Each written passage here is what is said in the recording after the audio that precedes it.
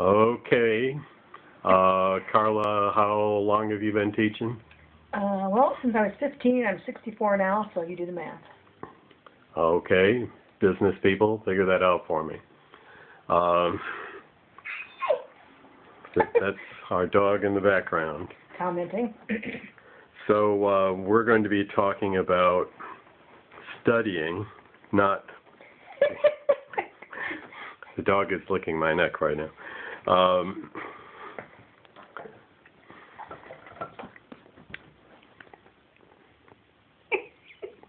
Hi, Summer.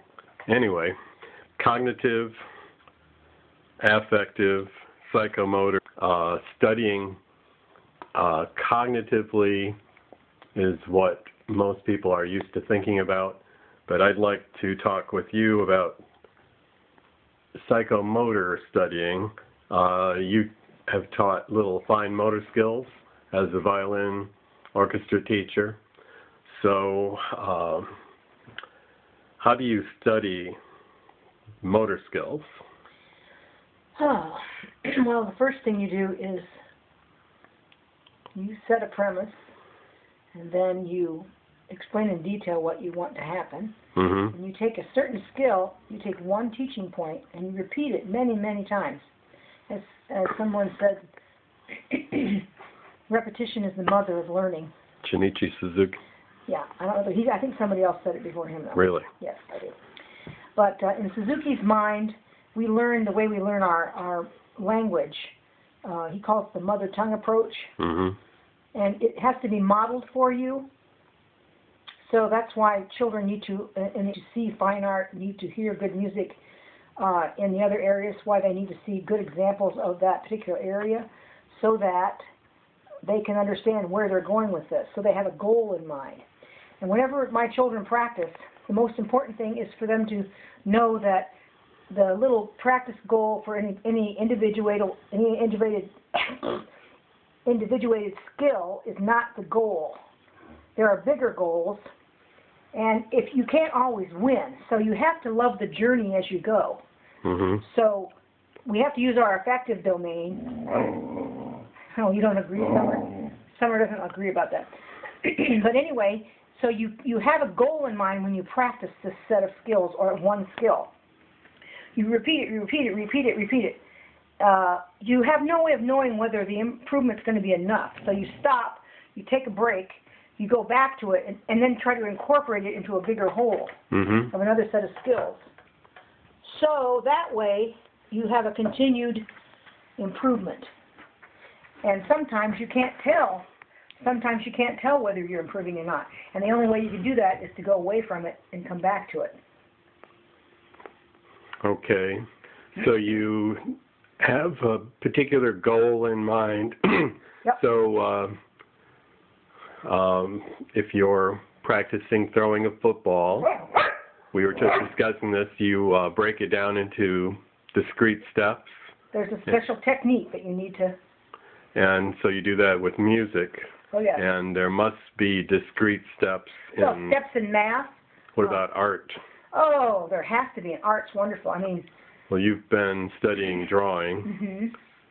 Mm-hmm. And so it depends on what you're drawing, too. Yeah. But each technique must have discrete steps that must be practiced over and over. Or even like I did with Madison when she was a year and a half. Uh-huh. We were practicing making lines. And I'd say line, line, line. And then she'd go yine, yine, yine. And that's how we started. You break it down into smaller skills, and then you add it to a more complex set of skills. And doing assessments along the way, checks along the way. And you have to love the journey of it, or else it becomes very tedious. Sometimes it's very discouraging, so you have to really love the journey going through this process. So you don't look at the end result because it would be defeating? Well, sometimes, yes. I think you need a fleeting look at it, but then the smallest goal that you make, you should celebrate. You know? We celebrate very small goals. We celebrate keeping that first finger knuckle up. Yay, we did it, we did it, we did it. Uh-huh. Small goals, repetition, a lot of fun and encouragement. like Suzuki said, character first, and if you want to have a beautiful tone, you must have a beautiful heart. And he rarely used the words don't or no. So you're talking about character and heart, so we're getting into the affective. Let's Right. talk about, can you study affective, can you practice the affective dimension? You were talking about how you have the kids play music with different emotions. Yeah, you can play an open string or scales with play it happy, play it sad, play it mad. So how would that work out in art? Well, just think of all the variety, the millions of variety of strokes, the mediums. You can use all the different kinds of pencils, brushes, colors, shades. To convey emotion. Oh my goodness. And how heavy you're making those strokes. How light, how minimal, how broad. Okay, I'm thinking of the phys ed people. Motion. Emotion? Well, no, large motor skills. Yeah, but what about affective? Well, think how wonderful it feels when your body just moves through space. How wonderful that is. Yeah. And I know about that now. Since I'm half bionic on one side, I'm thrilled to walk in the grove a little bit or walk through space. It gets releasing when you make that perfect layup shot, or you can dribble just right after practicing a million times. That's a dancing party time. And they always talk about the when you're running, you get that. Oh yeah. I don't know what High. you call It's like it. a high. And I'm sure emotions play a lot of part in being able to win. I know you're not a fan of winning or losing. Not for itself. Right. Well, let's talk about the business people, the affective dimension. I've noticed that business people, for the most part, are so social. Oh, they're a people so person. They like to interact with people. Right. And is that something that can be studied or practiced? Well, for instance, my uncle, who was a car dealer, he was a manager.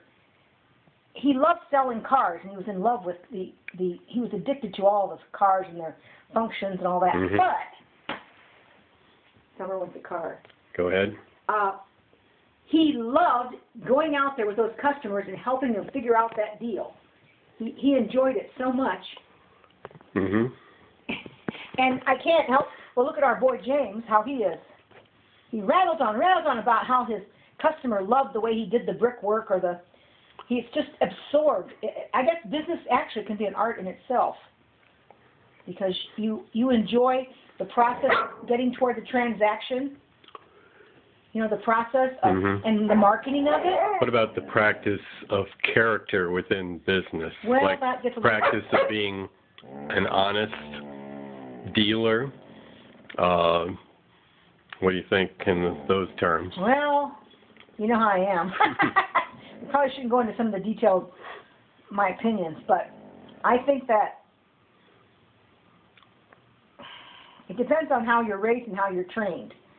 And in my opinion, we need a whole lot more of less greed and more collaborative work in business. And by collaborative, I don't mean choosing who to cheat whom. I still think there's room in business for. I still think there's room in business for transparency. I hate that word because it's becoming a cliche. Mm-hmm. And honesty. And I wish there were more of it. Don't you too, Summer? Don't you too? Yes, I know. Do you think this is weird? Am I sitting in the wrong chair?